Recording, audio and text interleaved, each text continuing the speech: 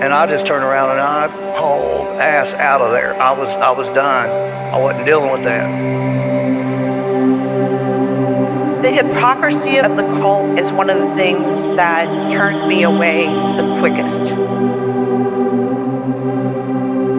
When I turned my headlights on, it turned and looked at us, and one of the things I remember the most were the eyes were glowing red. I see an orb of light. It is just circling these steps like it is waiting for me. And he begins to tell them that he saw a UFO. They're basically like, what are you talking about? That's 7 foot up on a tree, peeking around it, and that's where I saw the top of the muzzle, nose, and the eyes. As soon as I made eye contact with this thing, it felt like death. Welcome back to Tinfoil Tales. I'm your host, Brandon. Tonight we are joined by my guest, Tim. Tim, thanks for coming on here and talking with me. Hey, my pleasure, Brandon. Would you like to let the audience know a little bit about yourself? Oh, wow.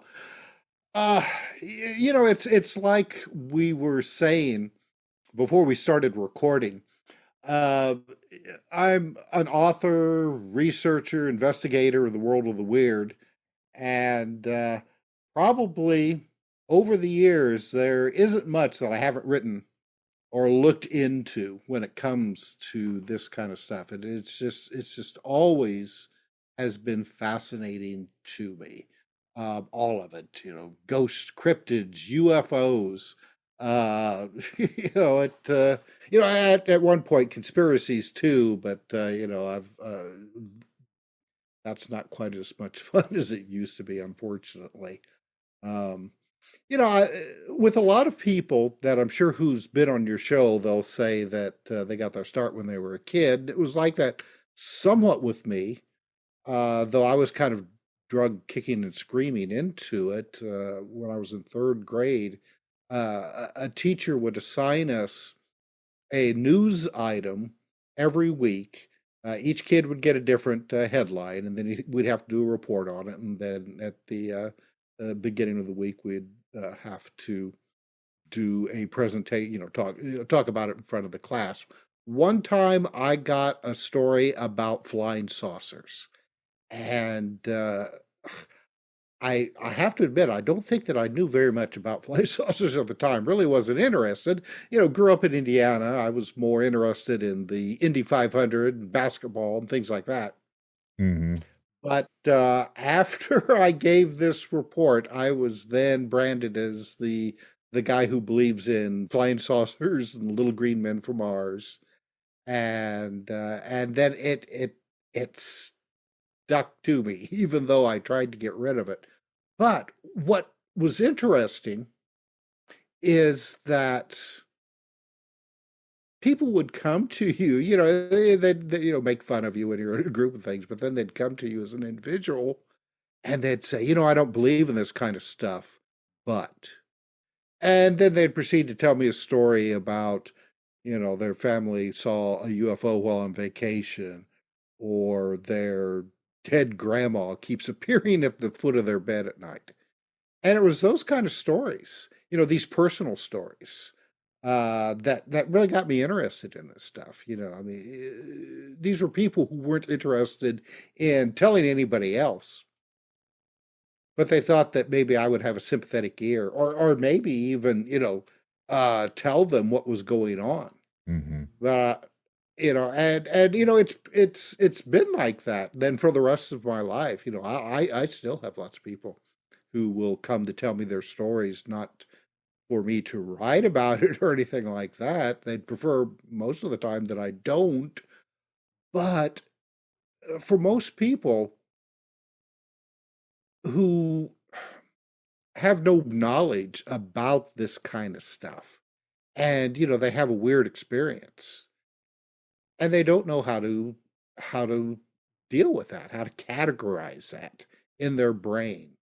We all go through our lives doing our everyday things. You get up, have breakfast, drive to work, come home, eat dinner, go to bed. And then if something weird happens, You're driving to work and a UFO lands in front of you and little guys come out and collect dirt and rocks and get back in and it flies away. For a lot of people, it's like, where do I put that? How do I categorize that? I'm crazy. That sort of thing. So when they come and tell me these stories, a lot of them just want a reassurance that they're not crazy, that other people have had these same kind of experiences. And you can oftentimes see like the weight of the world lifted off of their shoulders because they know they're not alone. And to me, it's these individual stories that are fascinating. And it's what really constantly confirms to me that there are strange things going on in our reality that we can't explain, maybe never will. And that's just infinitely fascinating to me. Out of all the things that you've researched, what are, like what you said, the most fascinating? What is something about that stands out to you of why it's so fascinating? Just the unknown? Yeah, well, I mean, I love a mystery, first of all. Mm-hmm. And the world is full of mysteries. And that's, there are the people who are debunkers, not so much skeptics. I'm a skeptic. You have to be. Right. But there are the debunkers who just believe that that everything is explainable, and I'll put quotation marks around that, and that there's a common answer, to a lot of these things, and there's no mystery in the world. And I think that's just really a sad way to live your life, thinking that this is it, this is all there is. And I suppose some people take comfort in that thought, but not me. I like to think of how big and vast and unknown the universe is, and again, it's just so fascinating to me. And so you have, ghosts and UFOs and cryptids and just when you think that maybe there's an answer to it, then it shifts gears and goes in a completely different direction. You have to start all over again, and it's frustrating, but it's fun. It's just so much fun, and it keeps my brain constantly working and keeps me young. When it comes to cryptids, with you being from Indiana, I was going to ask, Mhm. what is your take on a lot of the weird stuff that goes on around this state? Not just here, but there's been like a lot of weird stuff here, and I know a lot of people have been reporting Bigfoot stuff more towards southern Indiana. What is your opinion on Bigfoot? Well, with and you're right. I mean, and Indiana isn't alone. There have been Bigfoot type creatures seen in every state, with the exception of Hawaii. Right. Hawaii is the only one. The only one. And Indiana has had Bigfoot sightings. I mean, all over the place, not just in the southern part. I know that I think it was around 1977, something like that. The town that I grew up in, which was north of Indianapolis, this little podunk town, had just in a matter of a couple of weeks, a couple of Bigfoot sightings, and it's flat cornfields Mm-hmm. out in there. Yet people see them. Kokomo, Indiana, in the early 70s, around there. And around the reservoir up there. I can't remember what the name of it is now. Mississinawa. Yeah, Mm-hmm. yeah. Had a series of Bigfoot sightings. And so, I mean, I'm not going to sit here and try to offer some kind of explanation of what I think they are.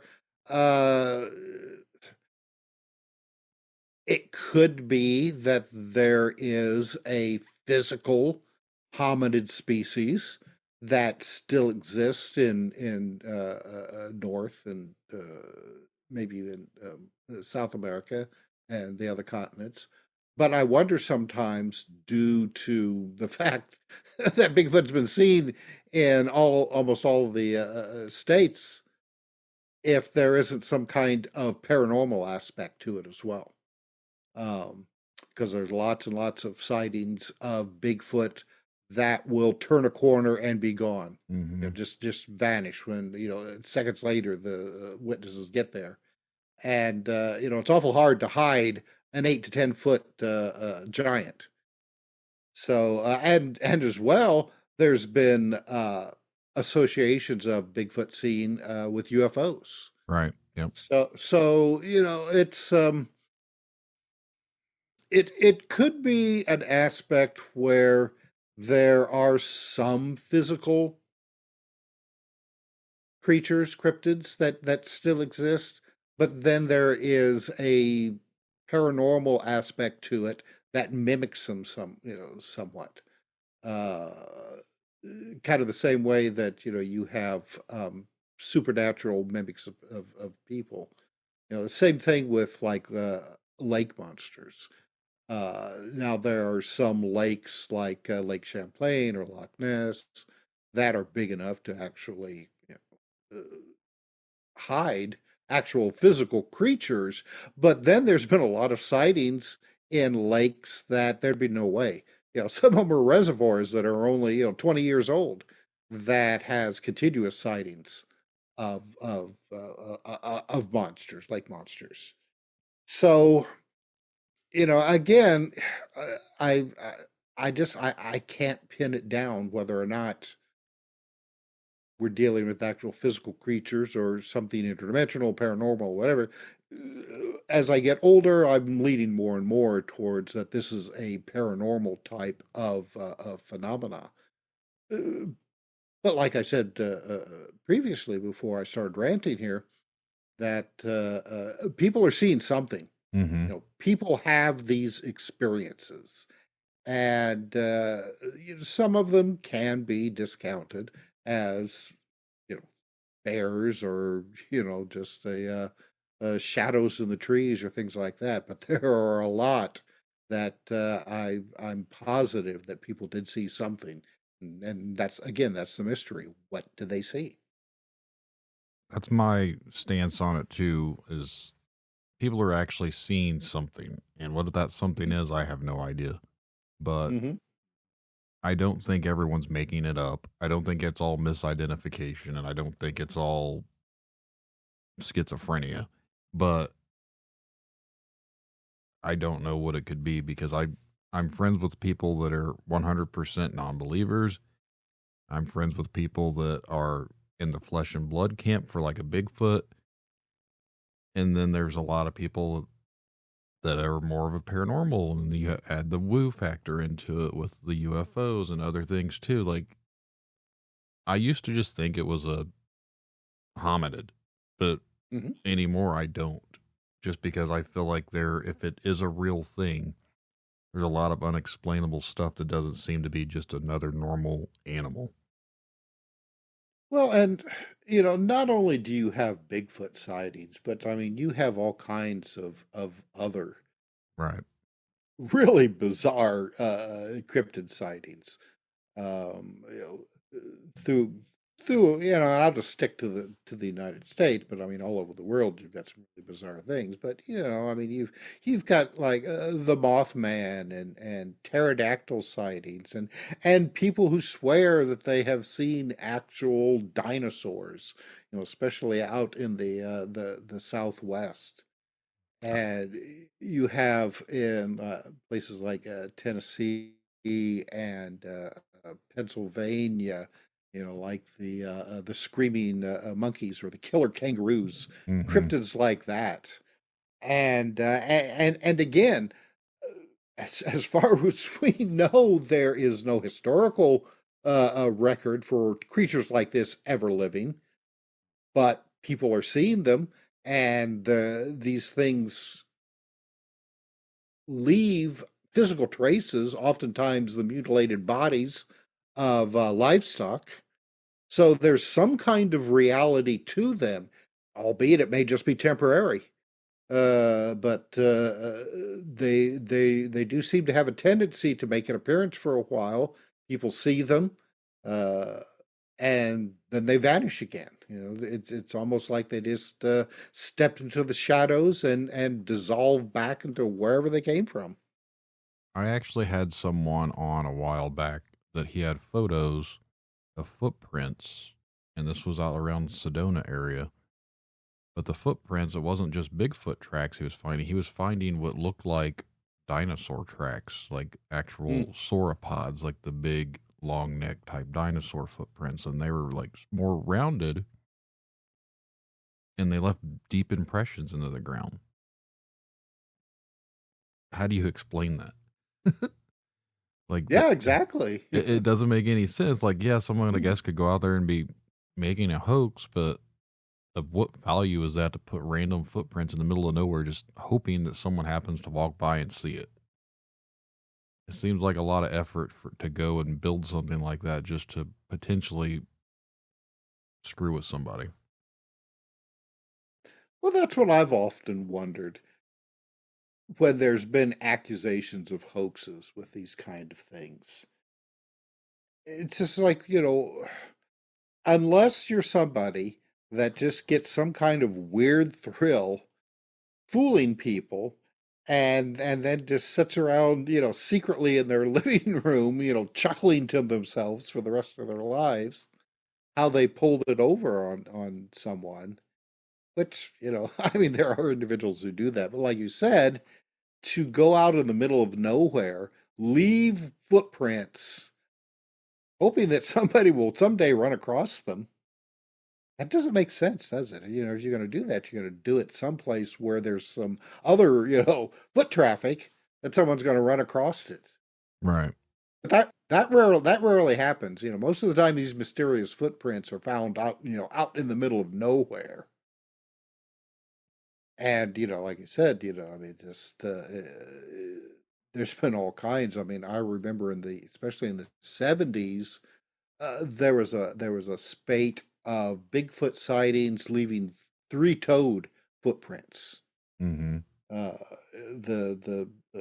It would look humid till you got to the toes, and then there would just be 3 of them. And you don't hear that too much anymore. I just always found that interesting how this was something that occurred for a significant amount of time, enough for researchers like myself to make a note of it, and then that's it. They don't make a reappearance. Wasn't there So that's just something around Florida, like I think it's Florida or Georgia or somewhere, like they called it the lizard man. Didn't it also have like 3 toes at one point? Yes. Oh, yes. Exactly. And that's 3 toes is either reptilian or bird in nature. Mm-hmm. I have a friend who speculated that the 70s Bigfoot weren't mammals, but they were some kind of reptile. That only superficially looked like a mammal. So. But that's just it. I mean, you can speculate endlessly, till you're blue in the face. But unless you get some kind of physical evidence, and anymore, it's going to have to be a body of some kind, because there have been, hair samples and scat and even skin tissue samples that have been found over the years. And they may make a splash for a while, but then they just kind of disappear. The attention to them. So you can take photographs and videos all you want. We need a body. I don't know if we're gonna get that body, just because I doubt it. This might be conspiracy realm here, but I feel like if they are a real being, I believe someone has to know something about it. I don't know who it would be, someone in some sort of powers or whatever, but I feel like someone has to know something. But the fact that we've never had a body makes me lean more skeptical that these things are real in the sense of flesh and blood, because it's rare that you might find bones from a bear or bones from a big cat or something like that, but we know they exist. We've never come across any sort of evidence of any type of cryptid existing that I'm aware of. So it's like, where do they go? If they're a flesh and blood creature and if they die, where do the bodies go? And people say, well, they bury their dead. I work in construction where we dig up roads and we dig up dirt, we make new stuff. At some point, if you look at how much everything has been uprooted, like in these cities and stuff, and we keep building and expanding, and we'd have come across something, you would think. There was a psychic by the name of Peter Hurkos that was big back in the 60s and 70s. And he was one of these guys that he had been a painter and had an accident and fell off his ladder and fractured his skull. And when he came out of the coma, he allegedly had psychic abilities and spent the rest of his life, working with that. And it did seem like that he did. At one point, for a magazine, they went and prepared a series of boxes with things inside of them, and then Hurkos was supposed to touch the box without seeing what was inside, and then talk about his impressions of what he was getting. And somebody had put in, it was either a photograph or an actual plaster cast. It may have been a plaster cast of one of those, three-toed Bigfoot sightings. And when he got a hold of that box, he immediately says, no, this isn't right. He says, this isn't complete. He says, this is something that doesn't exist in our world. It exists in another world, but that it can come into ours temporarily, physically. But then after a while, it starts to dissolve. It starts to come apart, he said, and then go back to its original world. And again, that was his impression from not seeing the plaster cast, but from just holding the box that the plaster cast was in. So he had no idea what it was he was referring to. But I always found that interesting. Mm-hmm. And often wonder how close to the truth he may have came with that, because it does seem to fit with a lot of these cryptid sightings, that you have something that seems to be able to temporarily exist in our world as a physical creature, living creature, but then disappears and goes back to wherever it came from. So, are there other realities that exist alongside of our own, that its inhabitants at time can travel into ours? And if that's the case, why can't we do that to theirs? I feel cheated. Or, and some people have even said that, these things are the result of time slips, where they're coming from whatever distant past world that they lived in, temporarily visiting ours, and then, the time slip ends and they go back. Lots of stories of people who have had time slip experiences. Yeah. Though they seem to be rather short. But then again, those are the people who come back and tell the stories. Maybe there are a lot who never made it back. There are a lot of people who disappear. Yeah. Yeah. So, it, I don't know, it's, and again, it's these types of mysteries that really help keep me going. And, because every time I sit down to start work, something new, comes across to me, and I'm like, wow, I didn't know that. And like I said, I've been doing this, I haven't been doing it since I was in third grade. But a lot of years I've been doing this. I think when it comes to stuff like the time slips and everything, I don't know how that would be feasible. Like the concept of being able to go through time, I understand like it's a possibility if they can figure it out like mathematically, but it makes my brain hurt trying to process how you're able to go from one point to another point in reality and time, because it just seems implausible. I don't know. I feel like if we have the ability to change time, then it's like you make paradoxes. And what happens if Well, I think that someone goes back in time and they happen to step on a bug? Well, that bug was supposed to have another bug that had this bug over here that someone bit, and it sets off a chain reaction. And I just feel like our world would constantly be changing, and that's what people are trying to use as an excuse for like the Mandela effect stuff. Mhm. But it's interesting. I can't process, I guess, how it could be done without everything being completely screwed up at all the time.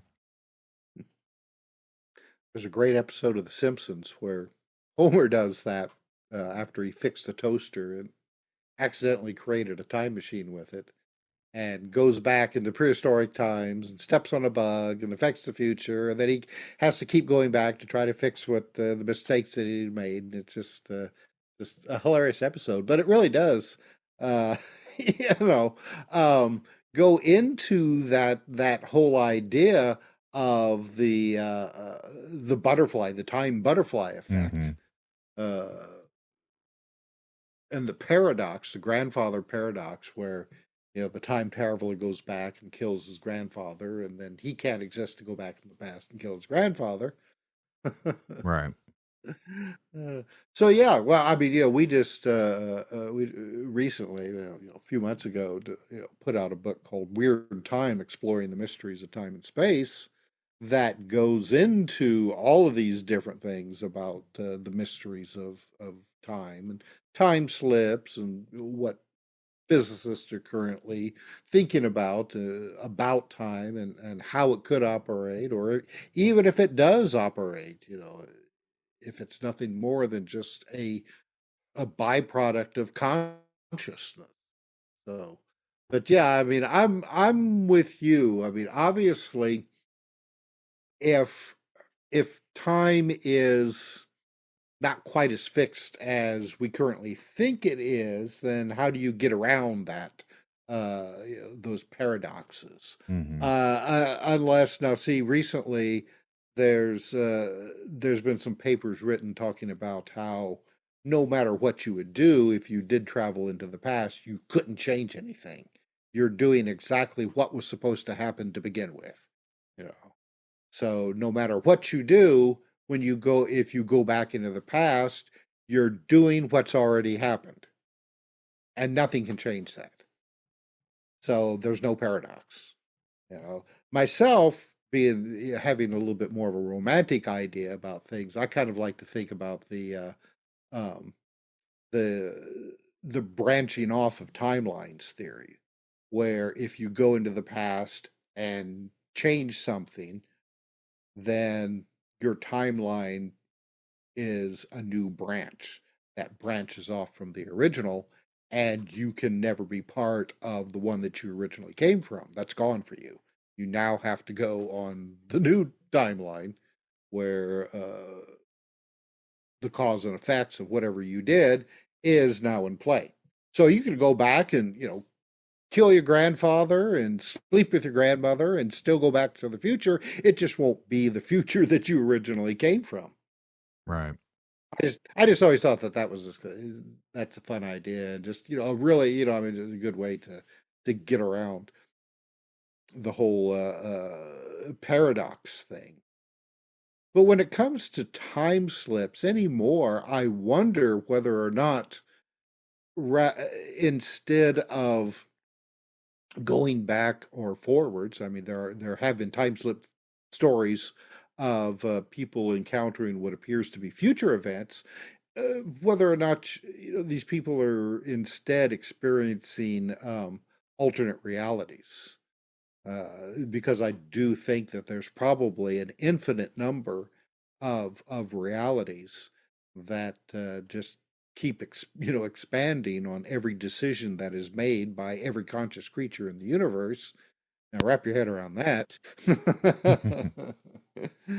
And some of these realities would have the appearance of our past or our future or something completely different, because there are people who have had these experiences that will go to places that seem to have no basis in any kind of reality that we know of now in the past, or what we think is going to happen in the future.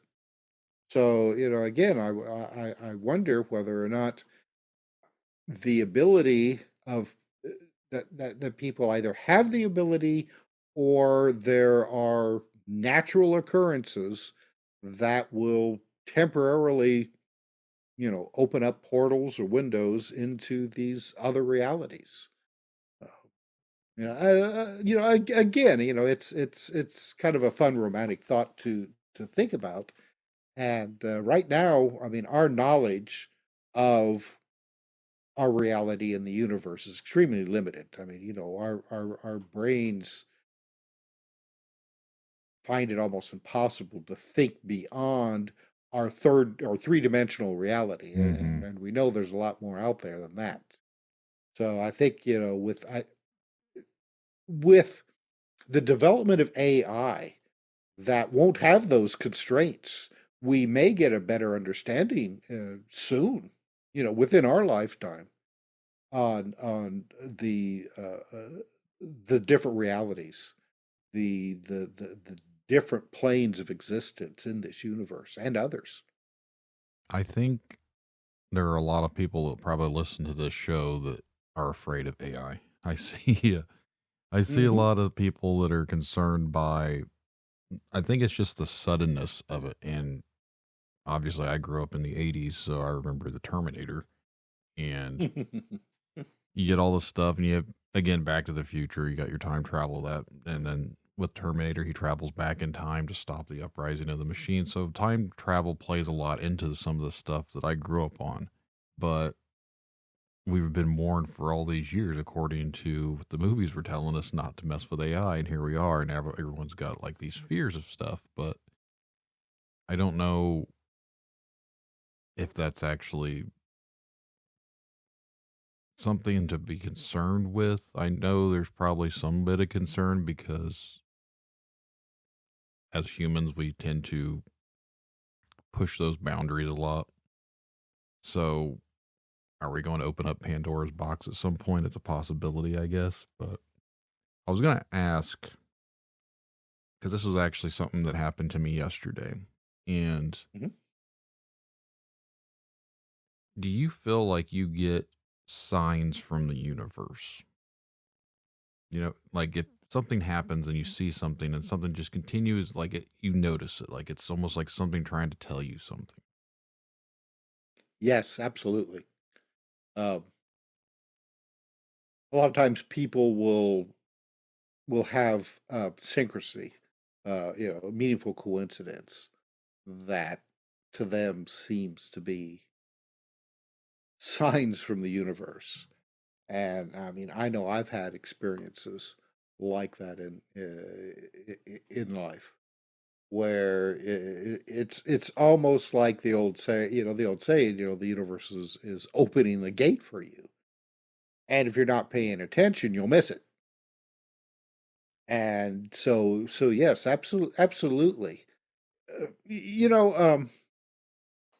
My old friend, the late great Timothy Green Beckley, was really interested in events like that, and he had a number of them throughout his life. But they constantly frustrated him, though, because a lot of them to him didn't really seem to have any meaning. Now, there are people who will have these kind of events where, like you said, the universe seems to be talking to you, trying to almost lead you in a direction that you need to go. And like a lot of people, Tim Beckley would have these experiences that say, I'm trying to think of one. Oh, he was sitting in a restaurant in Sonoma, New Mexico, and or Arizona, and they were talking about a friend of his who had written a book about synchronicity and meaningful coincidence. And all of a sudden, the door to this restaurant opened, and that very guy came in. And neither one of them knew. And both of these guys were from like New York and lived in New York, and neither of them knew that that the other was going to be in this town, in this restaurant, and yet here this guy showed up. So now Tim was like, okay, this has to mean something. But if it did, nothing ever happened about it. And that just frustrated him. And so I think that a lot of times with events like this, that people have a tendency to concentrate on that particular event rather than looking at a larger picture that I think is playing out. That is an experience like that is just one thing of something bigger. And unless you have the training or the discipline to actually try to open your mind up to grasp that bigger picture, a lot of this stuff just kind of becomes static in your life. But again, there's kind of a long-winded answer to your question. But yeah, I definitely believe that we are all connected to each other, to the universe, to everything. It's like a spider web that connects us all, and that there is these ripples of meaning that is constantly playing out, and we have to be aware and awake enough to notice them and then to use them to our benefit. I think the universe for yesterday, I felt like it was trying to kill me. But, you want to talk about it? well, yesterday morning I was at work and we're repaving a road, and someone decided to go around the flagger and not stop, and they came right at me, and then they went around and kept going. I was like, all right, well, had I took like 3 or 4 steps backwards, they'd have probably ran me over because I was standing out there, because they're not even supposed to be in where we're at. But stuff like that happens a lot in general, like for the type of work that we do. So I don't really think much of that. But on my way home, a semi decides to get over. I'm on like the interstate, and I have to hit my brakes because he's getting over right in front of me, and he cuts me off. So I have to like hurry up and hit my brakes, and I'm hoping I don't get rear-ended because we're all going like almost 80 miles an hour on 69. And I turn and I come like I'm going home, and then I get on 31 around Kokomo, and there's just a big accident up there, and traffic is completely backed up. So I had to go all the way through Kokomo, went over out of my way to go down this other road. I go down that road, and it is closed. They've got barricades up that they've taken a bridge out. I messaged my wife. I was like, I'm not meant to come home today. And I had to backtrack around, go back. I finally made it home, and I had to go up north to pick up our boat. Our boat, we had some work done, and it was finished. I went and I picked up the boat, and I'm on my way back. As soon as I hitched up the boat, I'm driving, and out in front of me jumps a deer. Oh, God. And then it runs along the side of where the boat. I was like, man, what is going on today? So I come home. I was like, I don't even want to go anywhere at this point because everything that could possibly happen keeps happening. So I was thinking about it. I was like, this is so randomly strange that all of this happens in the same exact day. But nothing actually happened to me, but it was all close, potentially devastating things. So I was like, I feel like the universe was like warning me about something. Hmm. Hmm.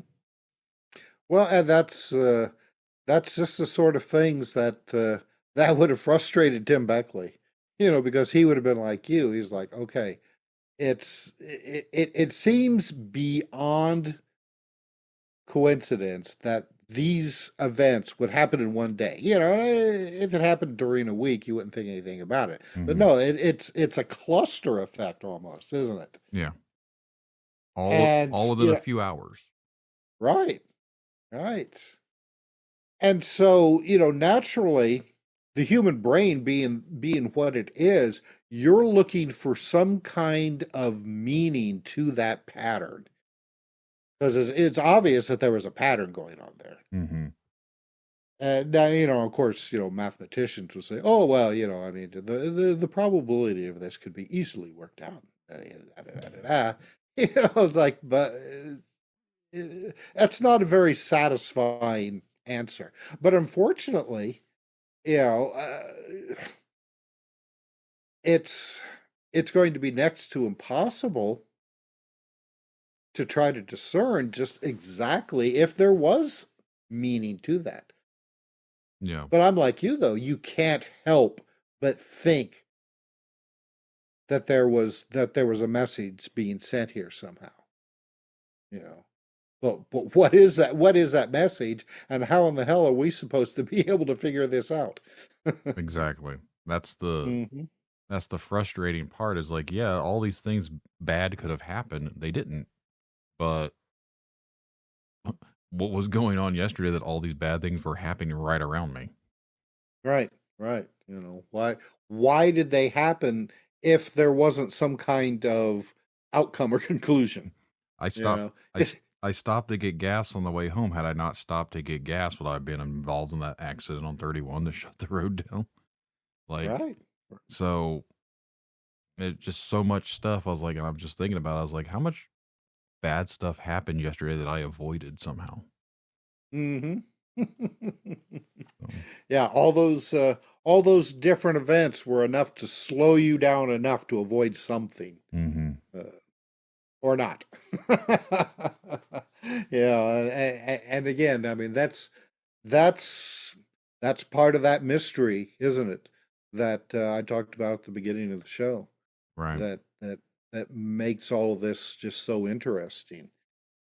Because here we are talking about this now and going, gee, I wonder why. And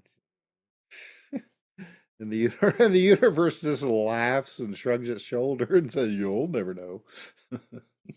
That's where I always come back to it. Is like I want answers, but I have a feeling the quest for answers, you walk away with more questions than answers. Mm-hmm. But that's what keeps making me do what I do. Like I said, I'm not a big time researcher or anything. I just like talking with people about it because I enjoy it. It gives me something to. I can't have conversations like this with everyday people. You know what I mean? I can't go to work and be like, talk to people about certain things because, like, oh, hey, what do you think about Bigfoot? And they're like, this guy's running this job. He's crazy. So, yeah, exactly. but But that's, I mean, that's just it. You said you'd like questions answered, but it seems like that the more questions you ask, the more different questions appear. mm-hmm. And that seems to be really a big part of our reality. That just when you think that you've got all the answers, then suddenly there's new questions, and it's never ending. It's almost like the Big Bang, and the universe just keeps expanding. And the same way with questions and knowledge, it just keeps expanding. Never ending. At least to our three-dimensional minds, it's never ending. And that's, again, I think that's the fun of it. That's what makes it all so fascinating. I even question the Big Bang because they claim these Mhm. particles and gases created a combustion, and all of a sudden the universe is built from an explosion. I was like, well, if there was nothing in existence, and how was there particles and gases and these atoms or whatever? Like, there was nothing. So how could nothing build a universe? So even the Big Bang theory to me is flawed in the sense that it doesn't explain what caused the bang, like what made the stuff that caused the bang.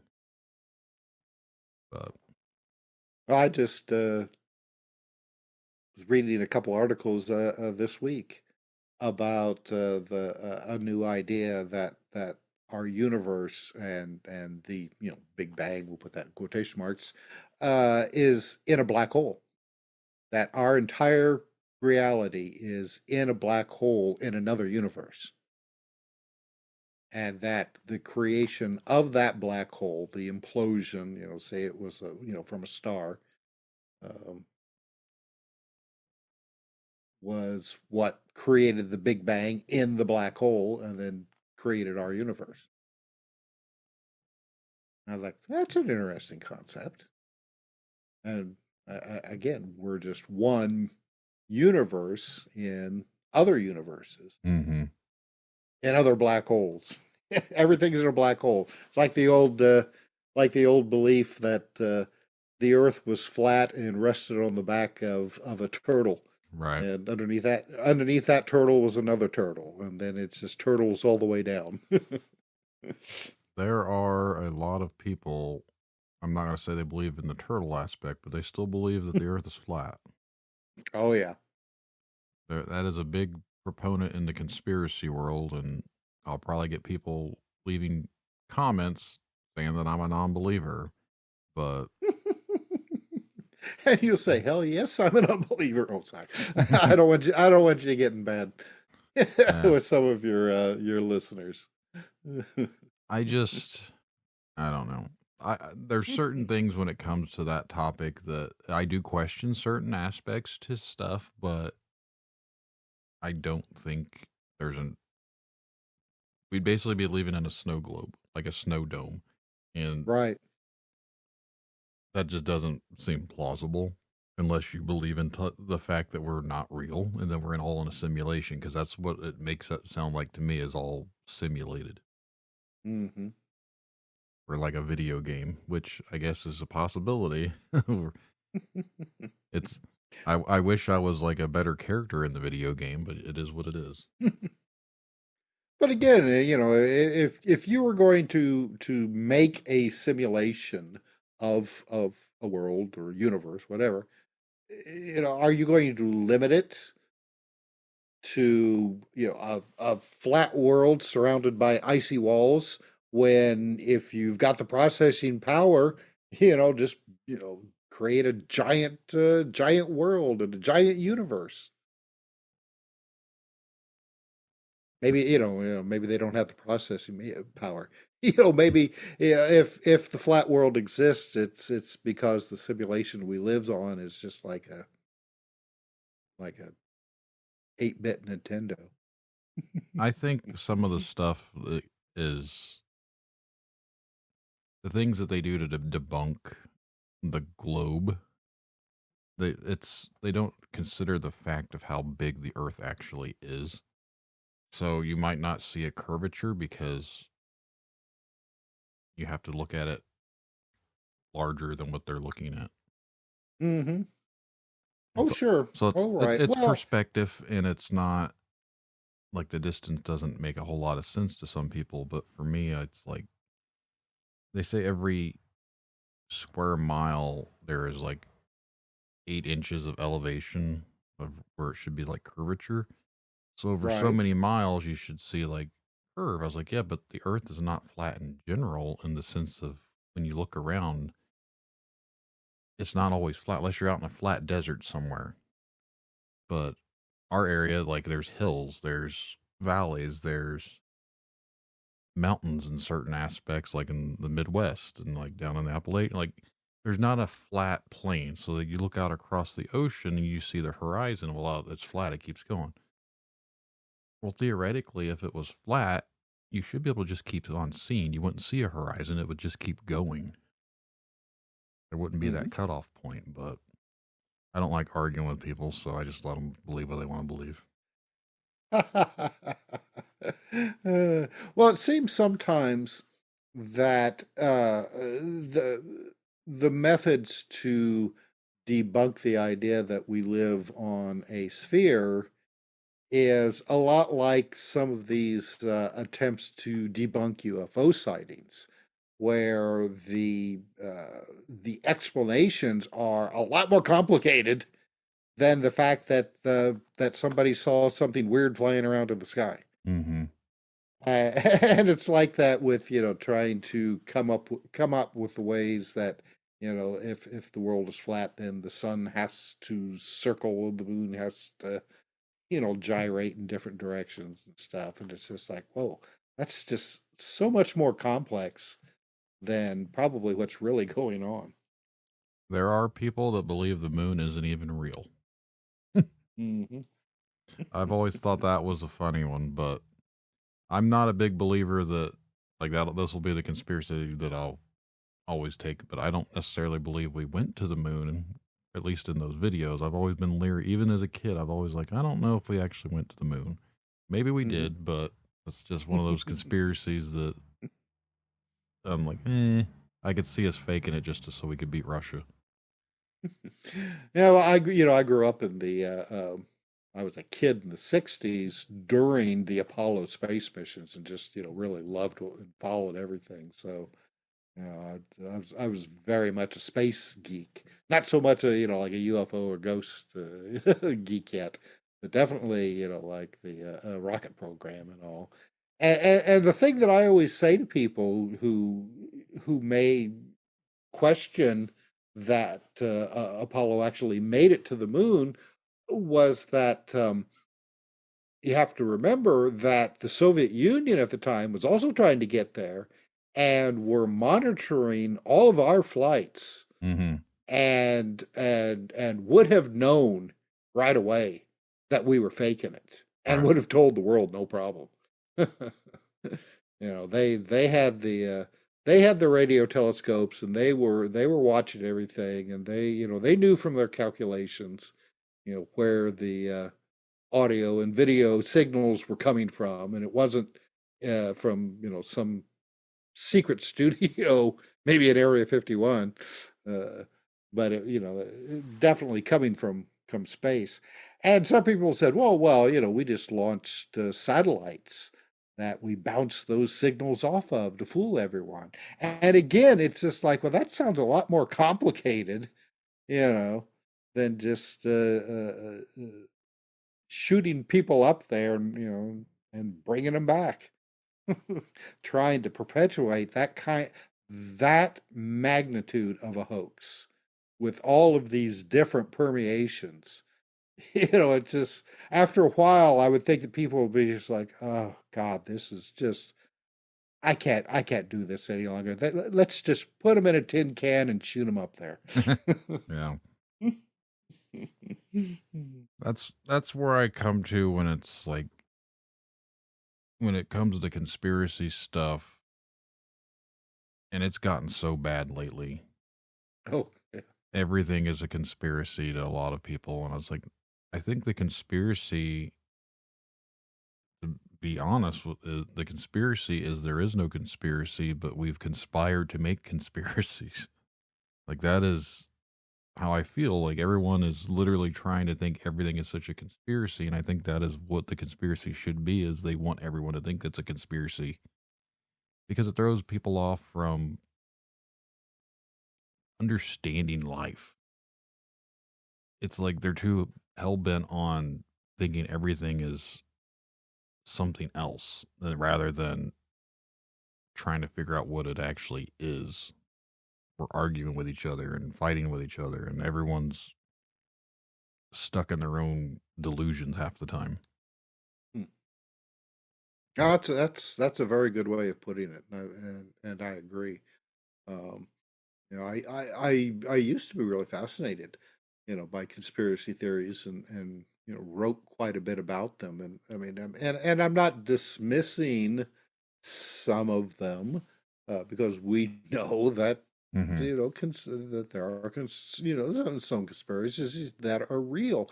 But like you said, now there are news channels and political programs that depend on putting these conspiracy theories out there to scare people into believing then whatever load of Propaganda. bullcrap propaganda, very good, that they put out there.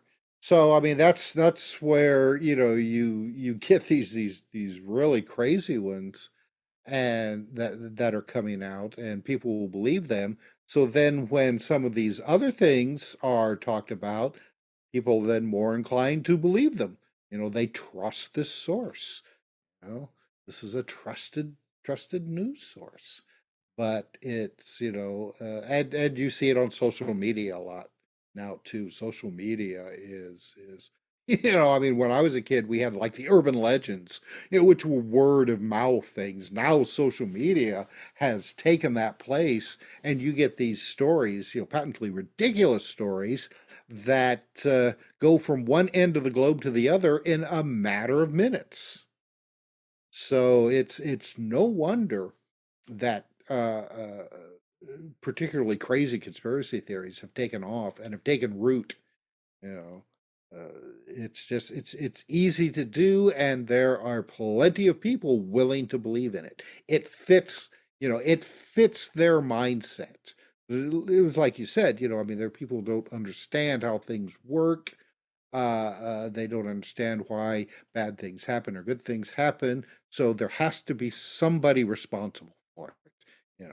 There has to be like this secret cabal that is working against us and causing all of these problems.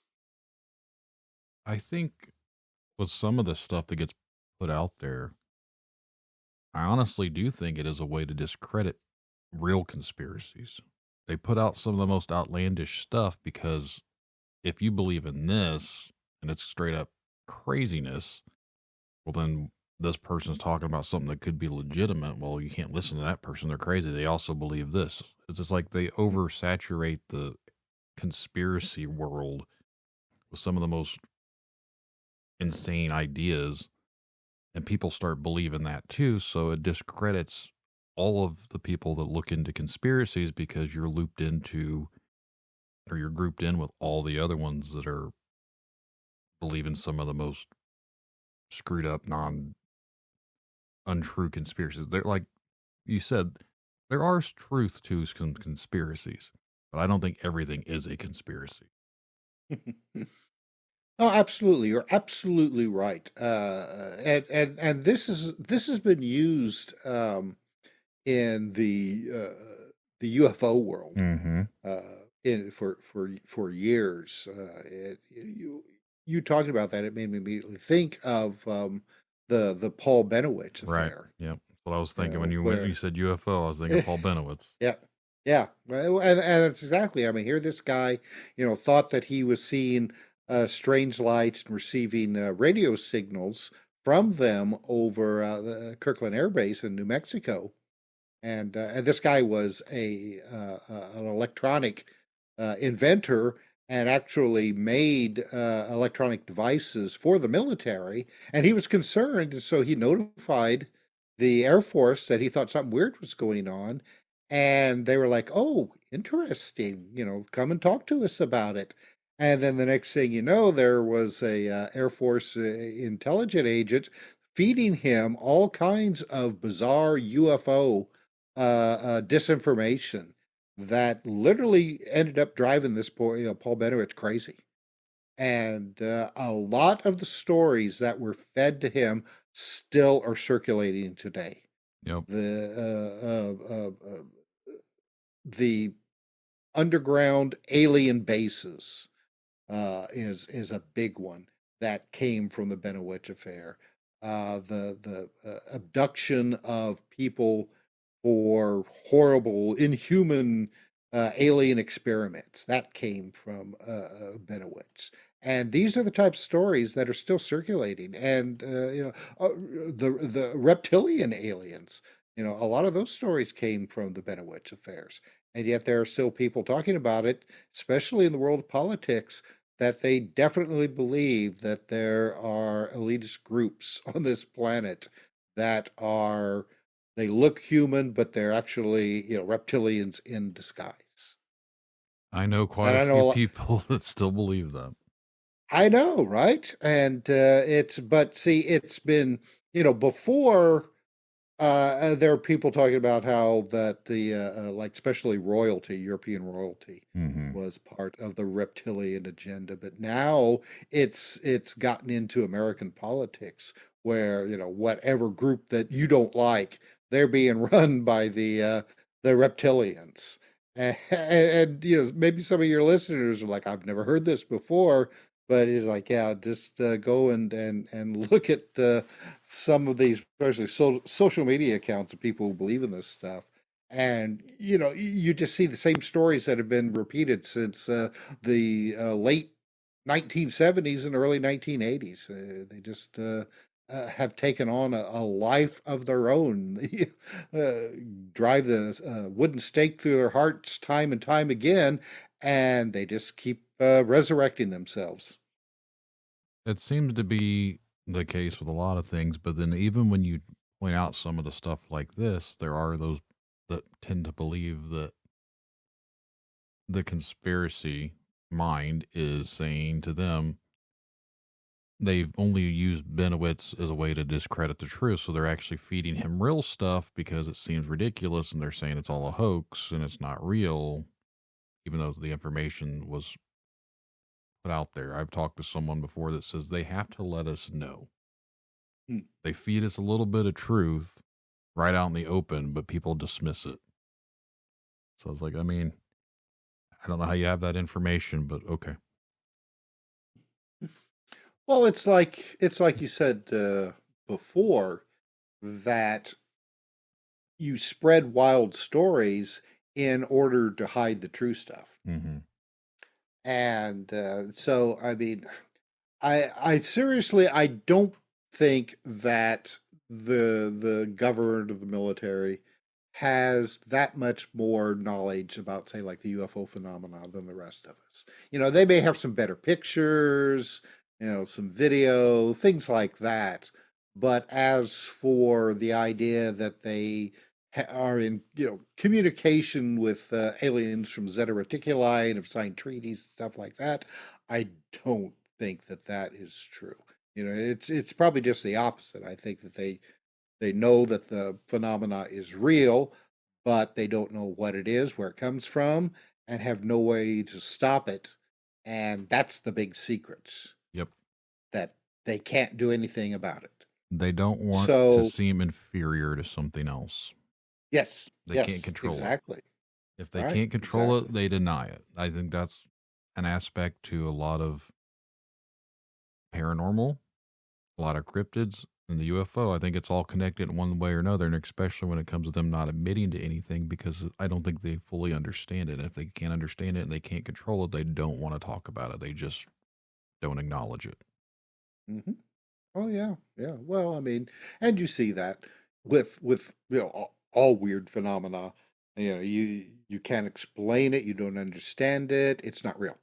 Mhm. So just look the other way. Not even going to discuss it because we know it's not real. Yep. That's the mindset that we know it's not real. How do you know it's not real? Well, it can't be real. It doesn't make sense. That's rather specious logic. Yet that's what's being put out all the time. About this stuff. And to me, it's refreshing though that we have a lot more scientists and academics nowadays that seem to be willing to at least look at these things, that have an interest in it, and they're no longer afraid of losing their funding or peer pressure, from their associates on their interest. So it's but again, I think that they'll soon discover what the rest of us discovered a long time ago, that there's no easy answers. That whatever is the source or sources of paranormal weird phenomena, and that includes everything that and more that we've been talking about on tonight's show, is that it cannot be pinned down. It can never be pinned down. It has an almost tricksterish nature to it, that it just constantly evades our attempts to dissect it and put it into the little jars on a shelf someplace. And it just continuously is forever just out of our grasp. And it keeps us moving forward, though. That's the thing. It keeps us It's driven. always out. Yes, exactly. It keeps us driven. We've been going on for a little over an hour, so we can wrap this one up. But before we do, I know you've written some books and everything, so I'd like for you to let the audience know where they can check those out at. Oh, sure. Probably the best way would be to go to Amazon.com. That's the easiest. Just type in my name, Tim R. Swartz, Swartz, and all of my books that I've written myself, written with other people, will come tumbling out for your reading pleasure, both print and ebooks. Some, hopefully, you can find at a favorite local bookstore or library. But good luck finding those anymore in a lot of places. But if you do, patronize them, please. Brick and mortar store is very important. Our most recent book, I mentioned this earlier, is called Weird Time: Exploring the Mysteries of Time and Space, and it's just I think it's a really thorough examination of a lot of just the weird aspects of time.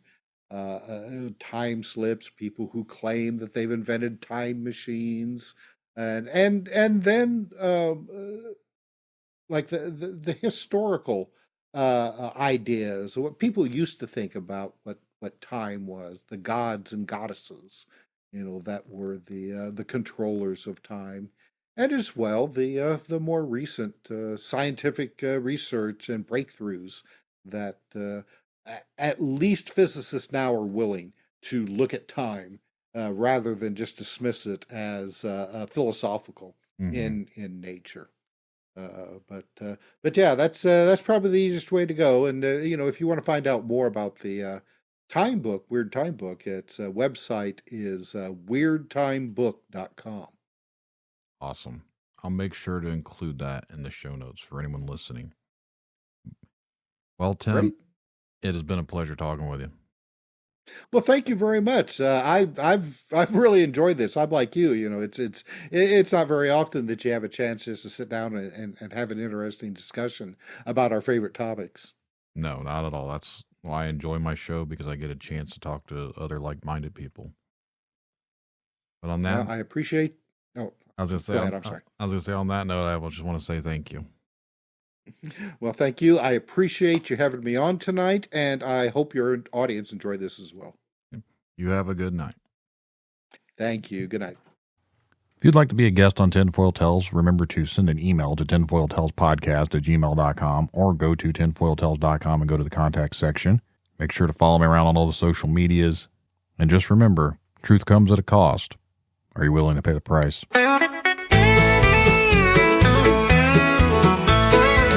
I heard a story late last night about something lurking along the wood line. Huge footprints, strange lights in the sky. They claim it's nothing, but I know they lie.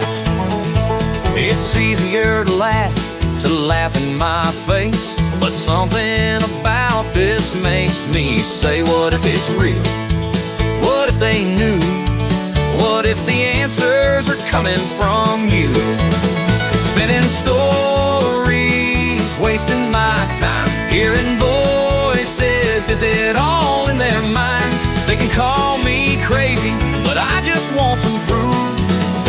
if it's true? What if it's real? What if it's true? What if the world's not what we knew? Tinfoil tales pulling me in, a story that starts where the logic ends. What if it's real? What if it's true? The answers are waiting, they're waiting for you. They see a dog man walking, or maybe a mothman flies above the buried giants, hidden beneath the lies. They say it's just stories, it's all make-believe, fairy tales for the things we can't perceive. They want to keep us blinded, they want to break our will, but I'm not buying it, I'm not swallowing another pill. Force-fed poison, the lies were made to believe. What if the truth could set us free? Alien signals traveling through time, secret space programs erasing their minds. They call them crazy, but I just need some proof. What if it's true? What if it's real? What if it's true? What if the world's not what we knew? Tinfoil tales pulling me in, a story that starts where the logic ends. What if it's real? What if it's true? The answers are waiting, they're waiting for you. They laugh, they lie, we all could die, but the signs are there if you open your eyes. Aliens, cryptids, demons, ghosts, the Nephilim too. What if it's me? Or what if it's real? What if it's real? What if it's true? What if the world's not what we knew?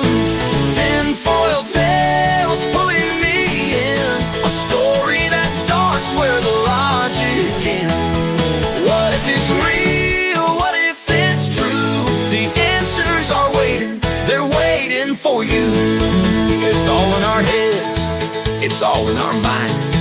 These voices can't be silenced, the truth must rise. Tinfoil tales, it's pulling me through.